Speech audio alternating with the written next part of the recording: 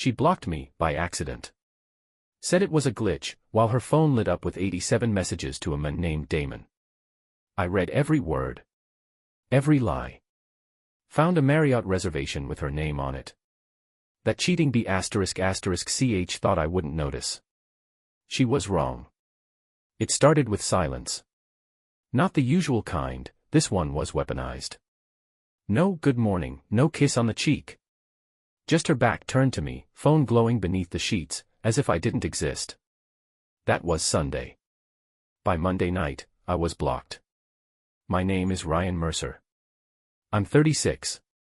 High school history teacher by trade, quiet by nature, married for 6 years to someone who used to laugh with me. Her name is Vanessa. She teaches yoga, drinks oat milk lattes, and posts filtered sunsets with captions like, healing vibes only. But what I saw that week wasn't healing. It was filth disguised as freedom. She told me her phone must have glitched when I asked why I couldn't reach her all weekend. Said she didn't notice the silence. Her exact words, I figured you were just in one of your moods again. That's when the rot surfaced. Subtle, but there. That sentence carried more venom than any scream. I played it cool. Nodded. Kissed her forehead. Then I synced her phone to my old iPad. I told myself I wouldn't check unless something felt off again. But I lied to myself. Tuesday morning, while she was in the shower, it pinged. Damon, still thinking about your thighs around me. That mirror trick. Damn.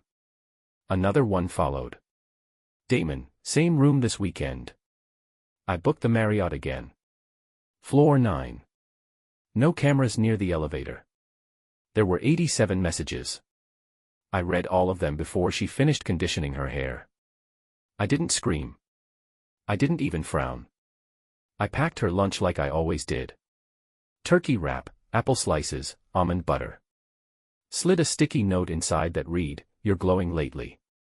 Must be all that yoga." She smiled when she found it. Kissed my cheek like nothing was broken. Like she wasn't covered in another man's sweat just 3 nights ago. Vanessa is 33. Petite, auburn hair, always barefoot indoors. People see her and think, earthy goddess. I see her and remember how she used to cry watching documentaries about abandoned animals. Now she leaves our dog alone for hours while she meditates at Damon's place. I know because I followed her. I took photos. Dashcam footage. Time-stamped. Damon works in real estate. Drives a leased Audi. Divorced twice. 41. Balding. Probably thinks buying scented candles makes him deep. She met him at her studio. He signed up for a trial month. Said yoga helped his anxiety. Ironic, considering he's the one crawling into bed with a married woman while her husband folds laundry downstairs. That night, she came home sore. Back-to-back classes, she said, stretching like I was too stupid to notice the marks on her thighs. I nodded, handed her a glass of turmeric tea. I wasn't ready to confront.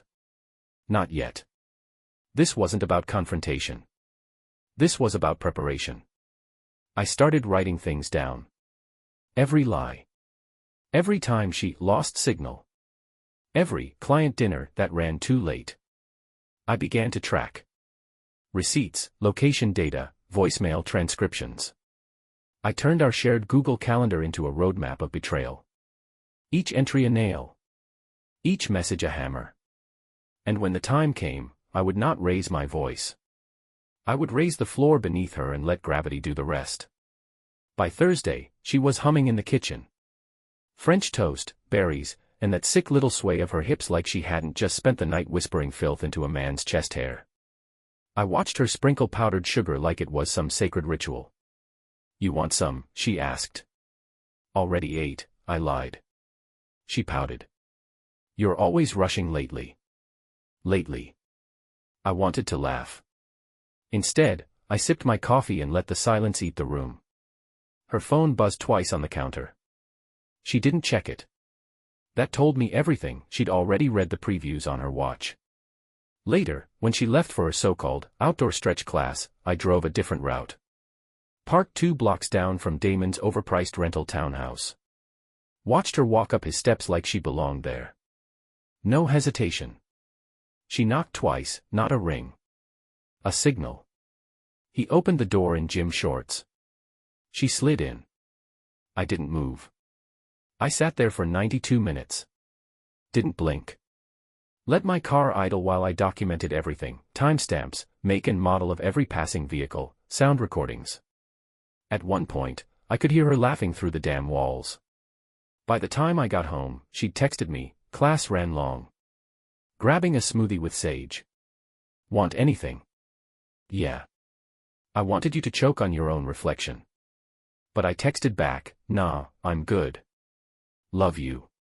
That night, she initiated sex. For the first time in 3 weeks. She crawled into my lap during a documentary on national parks. Said she missed this. Missed us. I watched her fake it. Every breath, every movement, rehearsed. Her eyes fluttered shut, and in that moment, I wasn't thinking about her moans. I was thinking about floor plans. Damon's neighborhood. The placement of a security cam on the neighbor's gutter. What angle I'd need for full coverage. Because now I knew the schedule. Tuesdays and Thursdays. Between 10:30 and noon. Fridays were unpredictable, which meant spontaneous filth when she couldn't resist. Saturday was still a toss-up. But Sunday was mine. I started seeding the idea. A weekend getaway. Told her I needed a break, that we could use some reconnection time. She agreed instantly, a little too eagerly. Said she'd just need to clear a couple things with the studio. She didn't realize I'd already checked her studio schedule. No classes that weekend. Not a single one. Which meant Damon already had plans with her. Perfect. So I booked the cabin. Told her it was a surprise. Off-grid, upstate. No cell service. Just us. She smiled like I was handing her a new diamond. In reality, I was handing her the final piece of rope. The one she'd wrap around herself, knot by knot, lie by lie. And I'd be standing there, quiet, patient, holding the other end. The unraveling didn't start with a scream. It started with a laugh. Not hers, mine. A low one, in the back of my throat, as I sat in the car outside her studio watching Damon pull up an hour before her class ended. She had told me that morning it was a packed day. No lunch break, might be home late. She kissed my cheek like she hadn't already mapped out the lies. But her day wasn't packed. It was prepped. Damon pulled up in that polished, leased Audi, same as always. He parked like he owned the block. I watched him from behind tinted glass. He walked in through the back entrance, staff only. Like he belonged there. Maybe he did. I waited 12 minutes. Then I entered through the front. "Hey Ryan," the receptionist chirped. I smiled. Vanessa left her water bottle. Thought I'd surprise her. Ah, that's sweet. Class just wrapped. That was the first thread. Inside, the studio was dim, incense still burning. One mat was rolled out, sweat still fresh on the rubber. A phone on silent, resting beside a lavender towel. Hers. No Vanessa in sight. I walked past the main studio and slipped toward the rear hallway. There was a door marked storage/private. It was slightly ajar. The sound inside. Breathing. Not the kind that comes from yoga. I didn't open it. I didn't need to. I just stood there long enough for the voicemail to kick in. I had called her phone a minute earlier. From my burner. I heard it buzz inside that room. I heard her voice echo from her voicemail greeting, "Hey, it's Vanessa. Leave some light after the beep." She never heard it. Too busy doing downward dog on Damon's ego. I left. No footprints. No confrontation. That night, she came home flushed and giggling. Said Sage told the funniest story about a client who farted in headstand. I asked her to tell it. I watched her lie in real time. She flinched, just slightly. Like her own brain needed a second to assemble the fiction. "It was just a weird moment," she said. "You had to be there." I was. The next day, I printed every receipt she'd ever tried to hide. Sorted them by date, time, and lie. Used highlighters, yellow for hotel bookings, blue for Uber rides, red for restaurants she never mentioned. By Thursday, I started reverse triangulating her circle. Sage. Not her alibi. Her handler.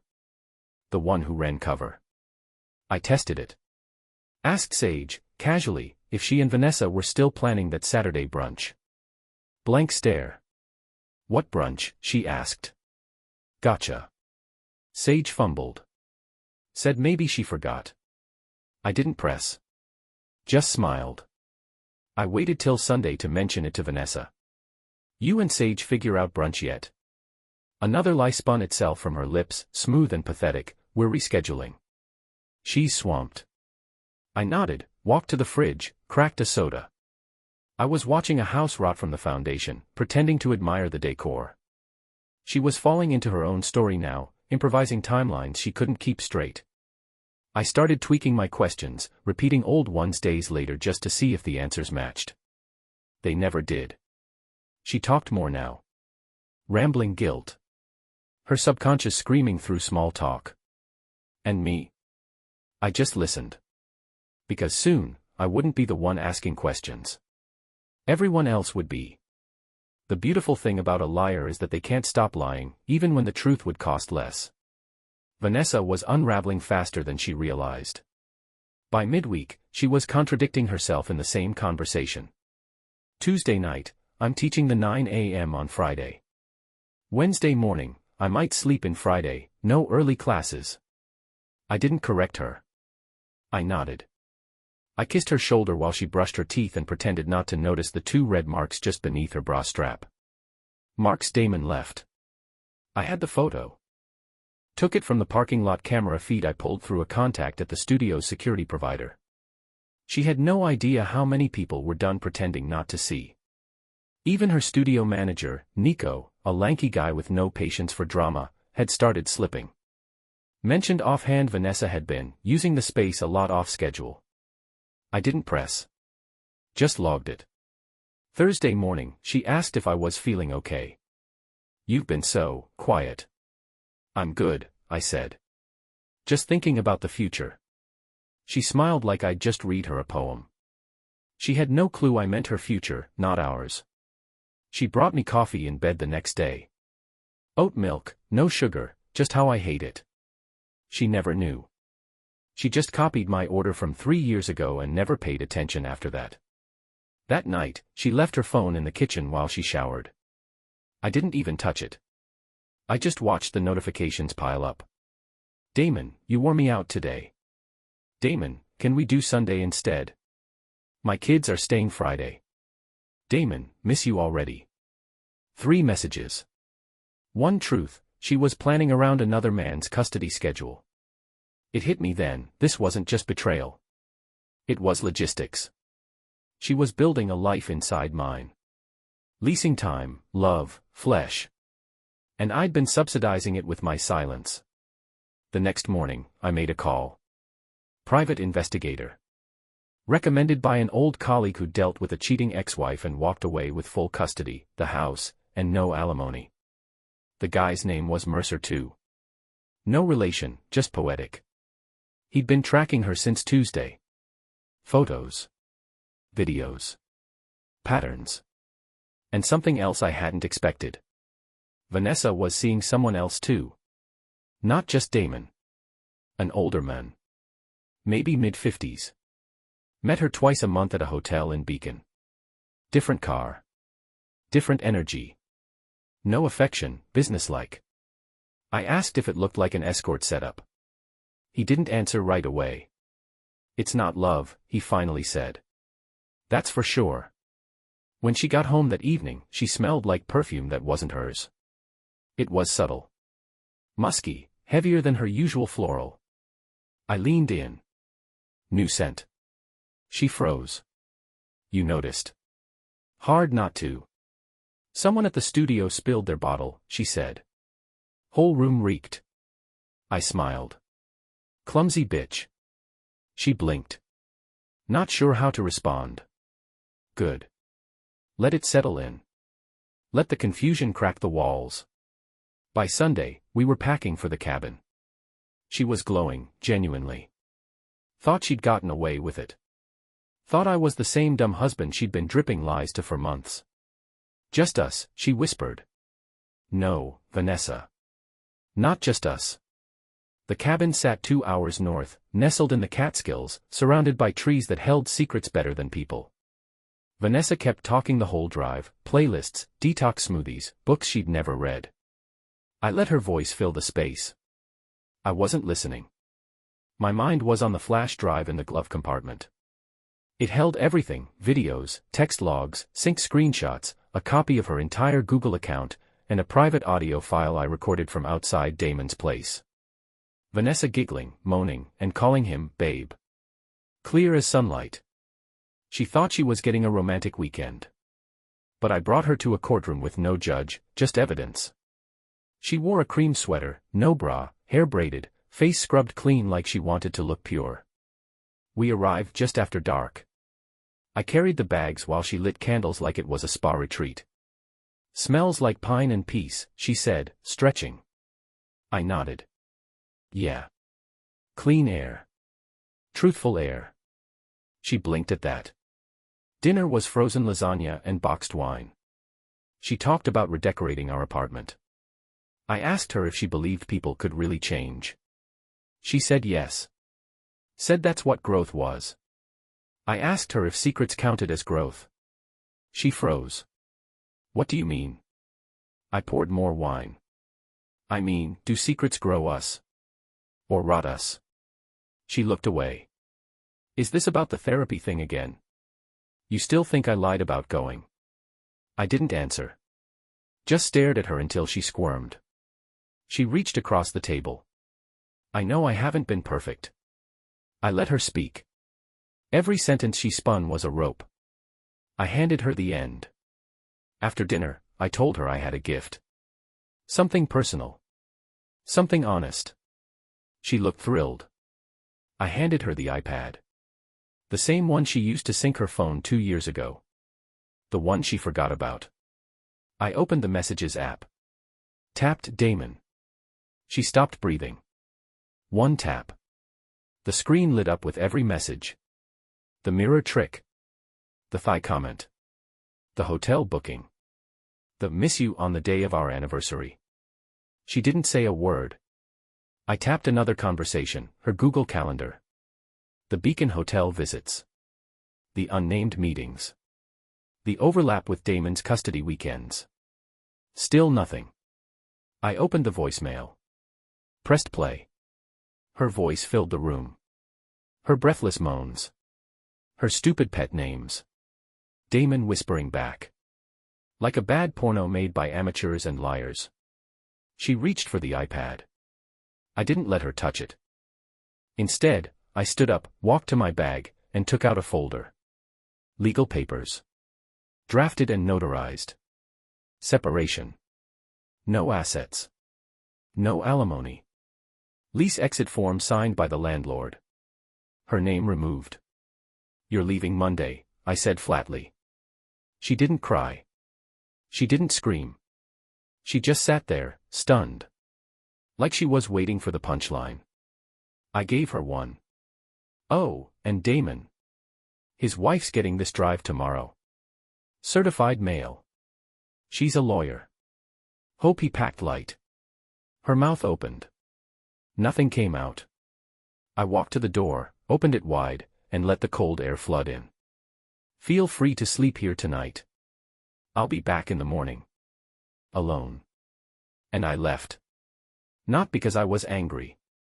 But because the plan had to breathe. When I returned the next morning, she was still there, curled on the couch in the same sweater, mascara smeared, eyes raw like she'd clawed them in her sleep. She didn't speak. She didn't need to. Her phone was on the table, screen cracked. I assumed she threw it. Probably after trying to call Damon and getting nothing but voicemail.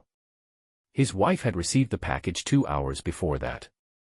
I confirmed delivery with a tracking alert and a short reply, thank you. He'll be served by end of day. Collateral damage. He deserved it. Vanessa finally whispered, "Ryan, please." I let the silence hold. It dragged her words down like anchors. "Was it just him?" I asked, flat. Her eyes darted. "I don't know what you mean." "Wrong answer." I tossed a printed photo onto the table. Vanessa in the hotel lobby in Beacon. Not with Damon.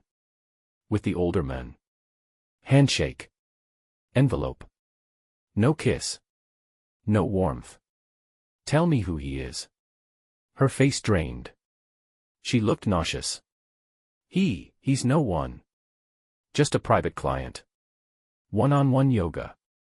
He pays well. Does he also need you in lingerie?" She flinched. "It's not like that." "It's exactly like that." I let her squirm. Then I stood, slow and quiet. "You didn't just cheat. You ran an operation. You took my name, my paycheck, my loyalty, and used them to finance your little double life." "I didn't mean to." "Stop." I grabbed the envelope with the separation papers and slid it across the table. "I already filed. I'm not asking." Her breath stuttered. What about your parents? What about your job?" "They know. Everyone knows. You'll be out by tonight." Tears welled in her eyes. "The kind that used to work on me." "Not anymore." "I messed up," she said. I panicked. "Damon made me feel." "Don't." I leaned in, voice quiet but sharp. "You had a good man. You had peace. You chose chaos. That's on you." She opened her mouth to say something else. I walked away. Packed my things. Grabbed my keys. Left her alone with the weight of her own destruction. When I drove back to the city, I didn't listen to music. Didn't check my phone. I just replayed everything. Every moment she dismissed me, rolled her eyes, stayed late, smiled at nothing. The clues were never subtle. I just chose to trust her. My final move. I uploaded a secure folder of everything, the messages, recordings, GPS logs, to a drive titled, "Truth is Free." Then I sent the link to her studio's co-owner, the HOA board she was trying to get on it, and her yoga retreat organizer in Sedona. No words. Just the link. Let the poison burn in full light. The studio email blast went out Monday at noon. Subject line, "Important, changes in staff status." Just 2 paragraphs. Polite, clinical, detached. Vanessa's classes were temporarily suspended pending internal review. Her name scrubbed from the website by 12:06. Clients started whispering by 12:10. I was parked across the street when she showed up that afternoon, mat in one hand, reusable bottle in the other, sunglasses big enough to hide a week's worth of tears. She didn't make it past the front desk. Nico met her there, arms crossed. No hug. No fake smile. She stood frozen in the doorway, shaking her head, mouthing something I couldn't hear. He never let her in. Just pointed toward the exit like she was a delivery gone to the wrong address. She didn't cry until she got back to the car. I watched it all. 3 days prior, that same car had been parked outside Damon's rental. Now it was a mobile coffin. She sat there for 20 minutes, gripping the wheel like it could rewind time. Then her phone rang. She answered. Fumbled. Argued. Hung up. Screamed into her palms. That was Damon's wife on the other end. She'd sent me a copy of the cease and desist she filed. Vanessa was named in it. Harassment. Emotional interference. Civil infidelity clause pending. 1 bullet. 2 bodies. I hadn't spoken to Vanessa since the cabin. No need. She tried calling twice. I let them go to voicemail. Then came the message. I'm sorry. I was stupid. Please just talk to me. I need you. I forwarded it to my attorney. He smiled. That evening, I sent one final delivery. A USB drive to Damon's office, real estate firm, 3rd floor, big glass windows. Marked confidential. No return address. Inside. Photos of him and Vanessa. Audio of her saying, "He's married, but I don't care." Clips of them at the Beacon Hotel. Voiceover from her own texts. Also included, a short note addressed to his managing partner. He was removed from the firm's website by Friday. Discreetly. No fanfare. Vanessa still didn't know how far it had spread. But people stopped replying to her stories. Her yoga brand's Instagram went quiet. Affiliates dropped her, one by one. On Sunday, she showed up at our apartment. Key didn't work. She knocked once. Twice. I opened the door just enough for her to see me. Calm. Shaved. Clean shirt. "You changed the locks," she said, voice hoarse. "Last week," I replied. "Check your email." I need to talk. Not to fight. Just talk." "You had a year to talk." She shook her head, tearing up. "I lost everything." "No. You just finally noticed." I closed the door. Locked it. Behind it, I exhaled. One breath. Sharp. Final. The thing about collapse, it's not loud. It's slow. Cracking beams, sagging walls, silence before the dust. Vanessa didn't fight anymore. No more calls. No more texts. Just occasional shadows in the rear view, a name tagged in a vague post, a mutual friend who unfollowed her quietly. She disappeared the way cowards do, halfway, without admitting it. But I wasn't done.